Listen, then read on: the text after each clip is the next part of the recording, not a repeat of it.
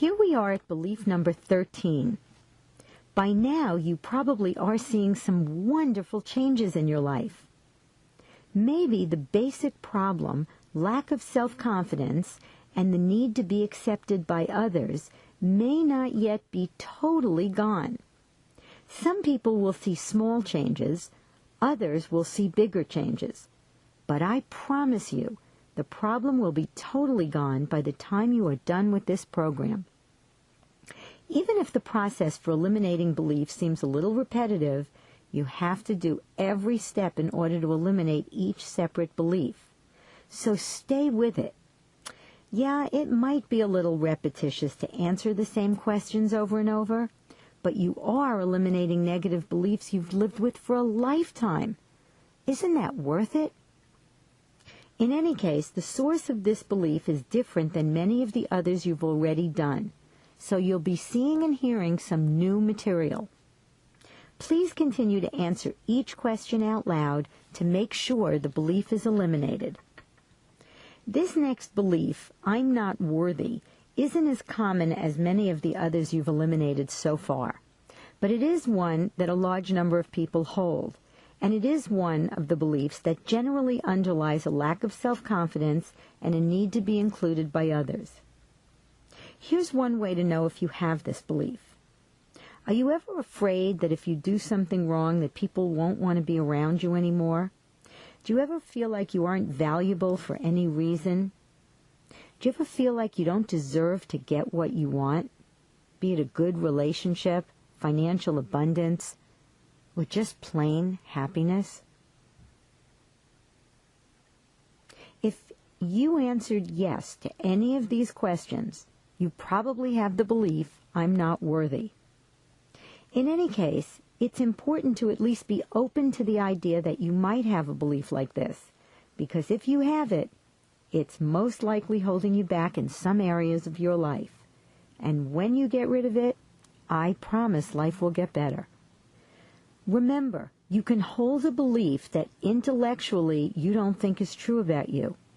Today, as an adult, you might know that you're worthy, but just knowing that isn't enough to eliminate the belief. Ultimately, the way to know if you have this belief is the same way that you know if you have any belief. Say the words out loud and pause for a moment. If the words feel true or produce a negative feeling, even a small one, you have this belief. Try it right now. Please say, I'm not worthy, out loud, and then be still for a moment. Does it feel true or negative at all? If it does, you have the belief. You now know what it feels like to say these words when you have the belief. You'll say the same words out loud at the end of the process and will experience what the same words feel like when you no longer believe the statement. Okay, let's start getting rid of I'm not worthy. Based on our experience with thousands of clients, I can honestly say that many people who lack the self-confidence to do what they really want to do have this belief. When you find the source of this belief, you'll understand why so many people have it. But if you're absolutely certain that you don't have this belief, please click Next Belief and proceed to the next belief. My voice will stop now so you can write down this belief in the text box on your computer monitor. Click Continue when you're ready to continue with the process to eliminate the belief, I'm not worthy. The next step to eliminate a belief is to figure out when you formed it. Most of our beliefs, certainly almost all of our self-esteem beliefs, were formed from events involving your parents that occurred when you were a very young child. This particular belief, however, might come from some religious teachings. We'll take a look at that source in a minute. If your siblings got more attention or more material things, what would that mean to a 5 or 6-year-old? One answer is, I'm not worthy. Another source of this particular belief can be hearing in church that people are born sinners, that they are inherently not worthy. What would hearing that message repeatedly mean to a 5 or 6-year-old? Yep, I'm not worthy.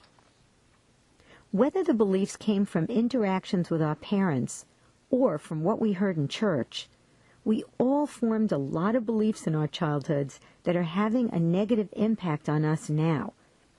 It's no one's fault. People did what they did, and we gave their behavior meaning, which we can eliminate now. Okay?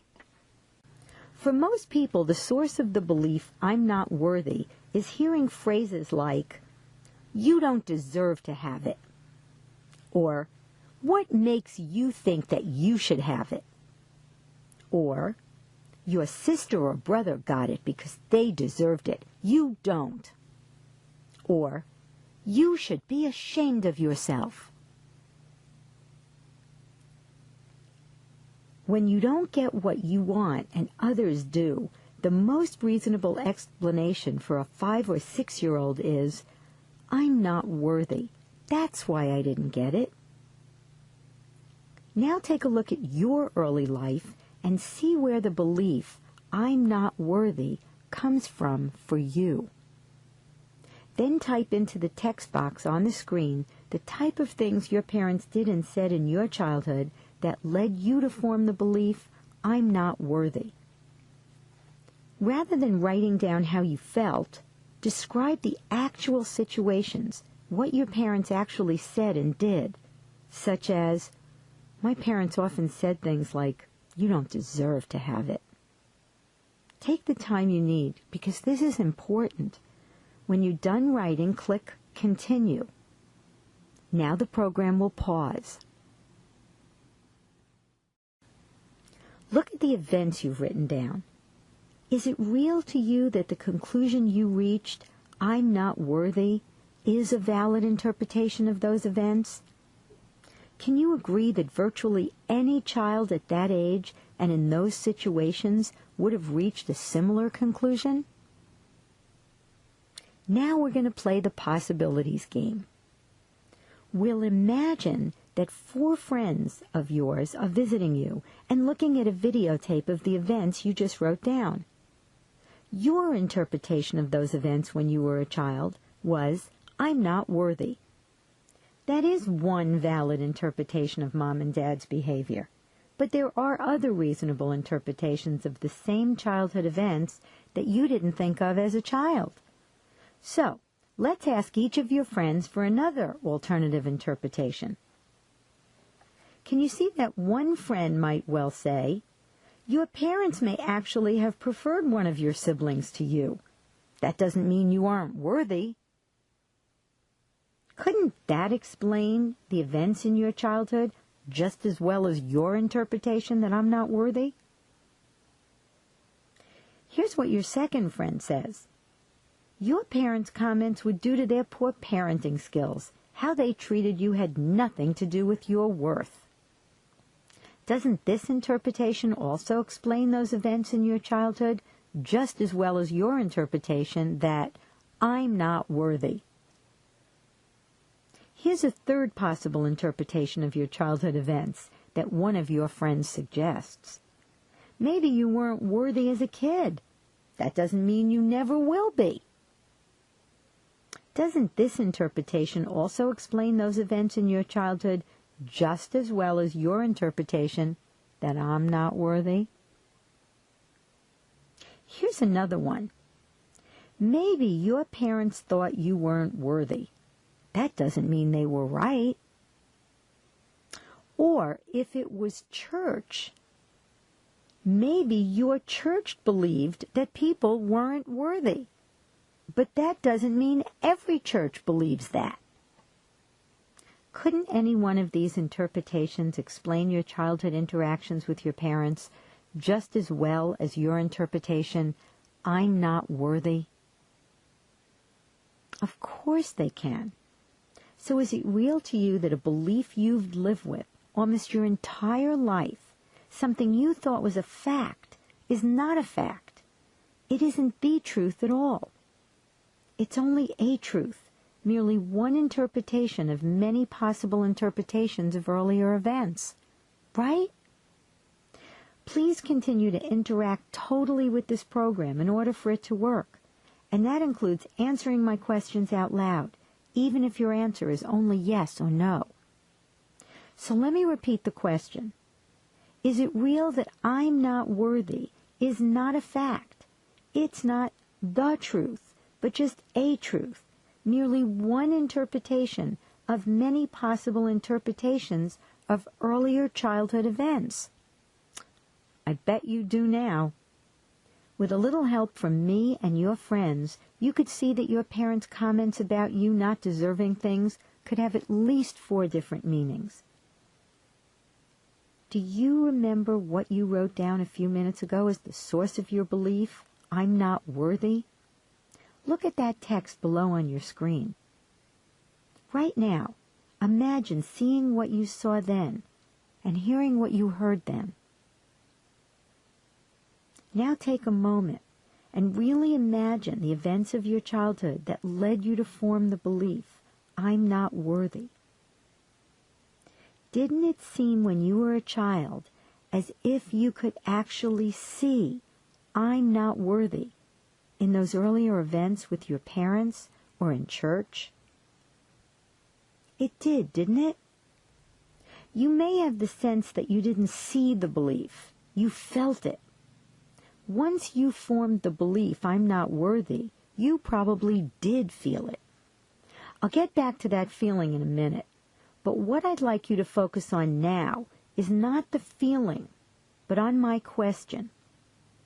Didn't it seem as if you saw, I'm not worthy, as if you could point to it, as if you could have said to me, look, Aunt Shelley, can't you see I'm not worthy? I didn't hear you. Did you say yes? Now that you think you saw I'm not worthy as a child, I'd like you to look again. Did you really see I'm not worthy? If you did, what does I'm not worthy look like? Could you really point to it? Does I'm not worthy have a color, a shape, a location? Is it real to you now that you saw events, but you never really did see I'm not worthy? If anything you could really see can be described, and if you can't describe what I'm not worthy looks like, is it real now that you never really saw it? Since you never really saw I'm not worthy, what did you actually see? Is it clear now all you really saw was your parents telling you you weren't deserving? In other words, all you saw was a series of events. Or if your belief came from what you heard in church, all you heard is what one person or organization said. Did you ever see that it was true? Or did you just see someone say something? You see, what happened was that you looked at a series of events that can be interpreted in many different ways. You gave the events one meaning, which was, I'm not worthy. By attributing that specific meaning to the events, each time you saw Mom and Dad or anyone else saying you weren't deserving or you weren't worthy, it was as if you could see that meaning in their comments and behavior. But you didn't discover the meaning in the events. You gave the meaning to the events. They had no meaning before you created one. I don't mean that how your parents treated you didn't matter. It clearly did. You didn't like not getting things you wanted or being told some of the things your parents said to you. But there is a difference between something mattering and it having any inherent meaning. Is it real now that the events had no meaning until you gave them one? Here's another way to understand that events have no inherent meaning. When I say that, I am saying you don't know anything for sure about you, about other people, about life as a result of these experiences. What do I know for sure about you from knowing what your parents or others said or did when you were a child? Is it clear that I wouldn't know anything? And if I don't know anything, you don't either. All you know for sure is what actually happened. Your mom and dad said things like, "You don't deserve to have it." And finally, if you never saw "I'm not worthy" out there in the world, where's it been all these years? Did I hear you say that "I'm not worthy" has only ever existed in your mind? That you never did see it out there in the world? That's right. If the belief is more real to you as a feeling than as a concept, here's another way to look at it. Didn't it seem as if the behavior and comments from your parents and others when you were a child made you feel, "I'm not worthy"? It did, didn't it? But you just agreed that the events have no meaning. Is it possible for events that have no meaning to make you feel, "I'm not worthy," or anything else for that matter? Of course not. So, if people's comments couldn't have made you feel, "I'm not worthy," what did make you feel that? Yup. By now I think you know the answer to that question. Please answer out loud. That's right. You felt that only because that's the meaning you had already given those comments. Let me help you make this real. Imagine that Auntie Shelley had been there when you were a little child and had shown you the alternative interpretations for those two situations. And after that conversation with me, you concluded, other people's comments had nothing to do with my worth. Just because they thought I wasn't worthy doesn't mean it was true. Here's what I'd like you to do now. Take a moment and really imagine being a child and hearing from your parents or at church that you aren't worthy. As you imagine the events, apply this different interpretation to their behavior. Notice how it feels to be a child who's thinking, other people's comments had nothing to do with my worth. Just because they thought I wasn't worthy doesn't mean it's true. You can use the pause button below to pause the video while you make these childhood scenarios more real for yourself. When you're done imagining, press the play button. As you imagine this scene, does it still feel like your parents' words and actions are making you feel, "I'm not worthy"? Probably not. And if you didn't feel "I'm not worthy" then, would you feel it now? Again, the answer is no. So people's comments never caused you to feel, "I'm not worthy." That feeling came from your interpretation of their behavior. And since your feelings were not caused by events in reality, they were only the result of a meaning you made up to explain the events. Is it real that the feelings you had when your parents or others told you you didn't deserve to have things you wanted, didn't tell you anything at all about you or how worthy you were as a human being? They didn't, did they? Okay, now let's take a deep breath. Let it out slowly, and then say out loud, "I'm not worthy." Is that the truth? Does it still feel like the truth? Your answer is very important here. Okay, take another deep breath and say, "I'm not worthy" out loud. I'll bet it feels very different when you say these words now than when you said them at the beginning of this exercise. Do these words still feel true? Even a little bit? Unless the belief is 100% gone and the words don't feel true at all, you probably still have the belief. Remember, holding a belief is like being pregnant. You either is or you ain't. There's no sort of. If the belief is still there, it probably still seems like you saw it. Once it no longer seems as if you saw, "I'm not worthy," in those early events, the belief will be gone.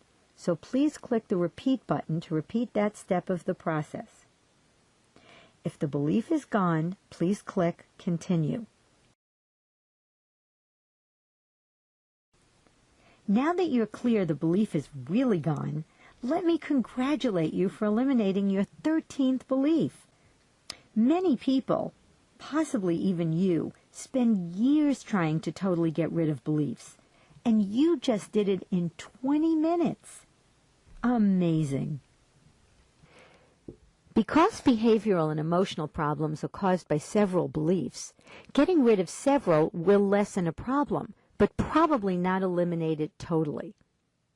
So you probably will have to get rid of all 19 of the beliefs and the 4 conditionings on this program that you actually have before your lack of confidence and your concern with what others think of you disappear totally. But as a result of getting rid of this belief, the little voice that criticizes what you do will become a little quieter. Your self-doubt will decrease somewhat. You'll be a little less concerned with what others think about you. In fact, by now, you should start to notice some real changes in your behavior and feelings. Before you move on to the next belief, you might want to revisit the process. Who am I really? It enables you to feel that you are the creator of your life. You experience on a very profound level that anything is possible and you have no limitations. I found that after getting myself into that state many times, I started to experience the freedom and power inherent in that state almost all the time, without even having to do the process. Now, you can either click Who Am I Really?, click Next Belief to get rid of another belief, or close the program. Then make a note to yourself when you plan to return and resume the program.